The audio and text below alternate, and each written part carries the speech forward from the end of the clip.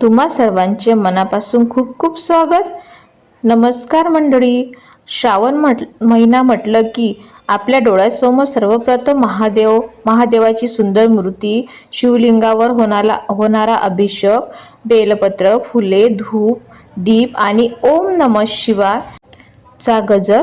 श्रावण हा भगवान शिवाच्या भक्तीसाठी विशेष मानला जाणारा महिना आहे।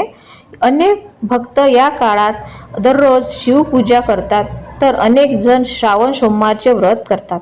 शिवपूजा करताना अनेकांच्या मनात प्रश्न असतो, शिवमूर्ती किंवा शिवलिंगावर नेमके काय वाहावे, ते कसे वाहावेत, बेलपत्र कसे अर्पण करावे, पूजा करताना कोणत्या क्रमाने करावी, आज या सविस्तर जाणून घेणार आहे।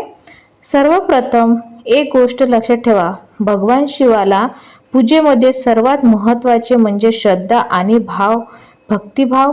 पूजा मोठी असली पाहिजे किंवा खूप साहित्य असलेली पाहिजे असे नाही। मनापासून केलेली साधीसुधी पूजा भक्तांसाठी महत्त्वाची असते। शिवपूजा करण्यासाठी काय करावे? सकाळी उठून स्नान करून स्वच्छ कपडे घालावेत। पूजा करण्याच्या जागी स्वच्छता करावी। घरातील शिवमूर्ती किंवा शिवलिंग पूजा करत असाल तर पूजा करण्यासाठी परिसर स्वच्छ ठेवावा। त्यानंतर मन शांततेने भगवान शिवाचे नामस्मरण करावे। ओम नमः शिवाय या मंत्राचा जप करावा। यानंतर आपण आज भगवान शिवाची पूजा श्रद्धेने करणार आहोत अशी मनोभावाने प्रार्थना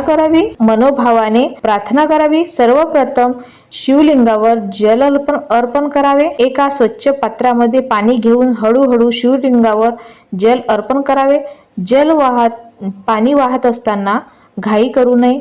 शांतपणे ओम नमः शिवाय या मंत्राचा जप करावा। आपण जल अर्पण करत असताना मनातील अहंकार, राग, चिंता, नकारात्मक विचार भगवान शिवाच्या चरणी अर्पण करत आहोत अशी भावना ठेवू शकतो। काही कुटुंबामध्ये शिवलिंगावर जल अर्पण करण्याची विशिष्ट पद्धत किंवा पात्रता वापरण्याची परंपरा असते, त्यामुळे घरातल्या मंदिरात परंपरा पाळणे योग्य आहे। बेलपत्र कसे अर्पण करावे? भगवान शिवांच्या पूजेमध्ये बेलपत्राला विशेष स्थान आहे।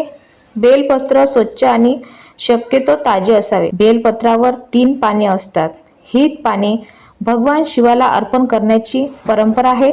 बेलपत्र अर्पण करताना ओम नमः शिवाय या मंत्राचा जप करावा। काही परंपरेमध्ये बेलपत्रांचा गुळगुळीत भाग शिवलिंगाकडे ठेवण्याची पद्धत सांगितली जाते, मात्र विशेष प्रदेश मध्ये परंपरामध्ये पद्धत फरक आढळतो, म्हणून पूजा करताना आपल्या आणि मंदिराच्या प्रचलित पद्धतीची माहिती घेणे चांगले।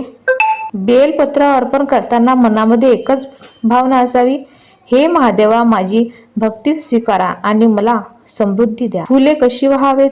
भगवान शिवाला पूजेमध्ये उपलब्ध आणि योग्य फुले श्रद्धेने अर्पण करता येतात। फुले स्वच्छ असावीत आणि शक्यतो देवासाठी विशेष ठेवलेली असावीत। देवाला फुले अर्पण करताना मनातील चांगले गुण भावना शिवाला अर्पण करण्याची भावना ठेवणे। फुले वाहिल्यानंतर जे शिवमूठ आहे ते पूर्ण आपल्या अशी हातात मुठ्ठी बांधून घ्यायची आणि ते शिवमूठ पूर्ण शिवलिंगावर अर्पण करायची आणि शिवलिंगावर शिवमूठ अर्पण करत असताना ओम नमः शिवाय या मंत्राचा सतत जप करायचा आणि आपल्या हातातली मूठ जेव्हा आपण शिवलिंगावर अर्पण करतो तेव्हा ती शिवलिंगावर पूर्ण अर्पण करायची, थोडीशी आपल्या हातात राहता कामा नये। आणि नंतर शिवलिंगावर पूर्ण शिवमूठ अर्पण केल्यानंतर थोडंसं पाणी घेऊन ते पण थोडं शिवलिंगावर अर्पण करायचं, कारण जेणेकरून आपल्या हातामध्ये काही राहणार नाही। इतर पूजामध्ये कसे अर्पण करावे? जलाभिषेकानंतर आपल्या परंपरेनुसार चंदन, अक्षदा, फुले, बेलपत्र, धूप आणि दीप अर्पण करता येतात। नैवेद्य दाखवायचा असेल तर स्वच्छ आणि सात्विक पदार्थ अर्पण करावे। पूजेत वापरले जाणारे देवाला अर्पण करण्यासाठी स्वच्छ असणे महत्त्वाचे आहे। धूप दीप पूजेच्या वेळी धूप लावा आणि दीप प्रज्वलित करा। दीप लावताना मनात प्रार्थना करा, हे महादेवा, माझ्या जीवनातील अज्ञानाचा आधार दूर करून मला योग्य मार्ग दाखवा। ओम नमः शिवाय या मंत्राचा जप शिवपूजेतील सर्व सोप्या आणि भक्तिपूर्वक जप करणे म्हणजे ओम नमः शिवाय हा मंत्र श्रद्धेने म्हणावा।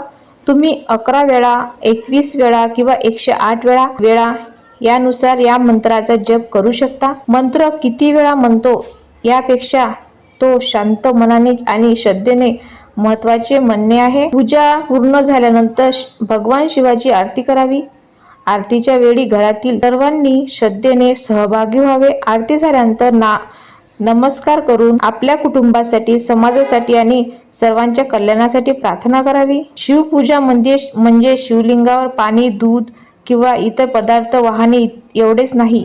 खरी शिवभक्ती आपल्या चरणातून दिसली पाहिजे. देवाला अर्पण करताना बेलपत्र वाहतो पण दुसऱ्याला दुखावतो तर आपल्या पूजेचा खरा अर्थ म्हणजे समजून घेतला हा प्रश्न विचारायला हवा. आपण शिवाला जल अर्पण करतो पण मनामध्ये राग ठेवतो तर रागावर नियंत्रण मिळवण्यासाठी प्रयत्नही भक्तीचा एक भाग आहे. शिवपूजा करताना कोणत्या गोष्टी लक्षात ठेवा. पूजा करताना घाई करू नका. देवपूजेच्या नावाखाली अन्नाची नासाडी करू नका. मंदिरात स्वच्छता राखा. प्लास्टिक किंवा कचरा मंदिराच्या परिसरात टाकू नका. निसर्गाला आणि भक्तांना त्रास होणार नाही याची काळजी घ्या.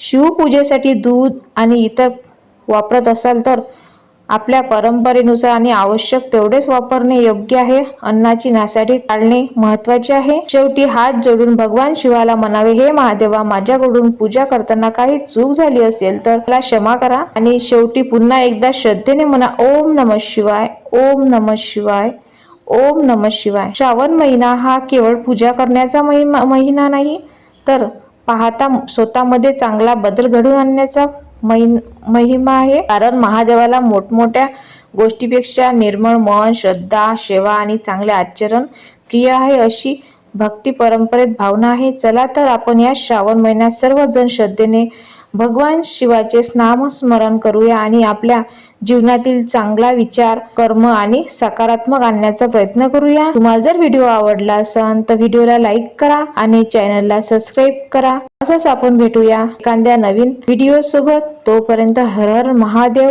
आणि ओम नमः शिवाय कमेंट्स मध्ये लिहायला विसरू नका.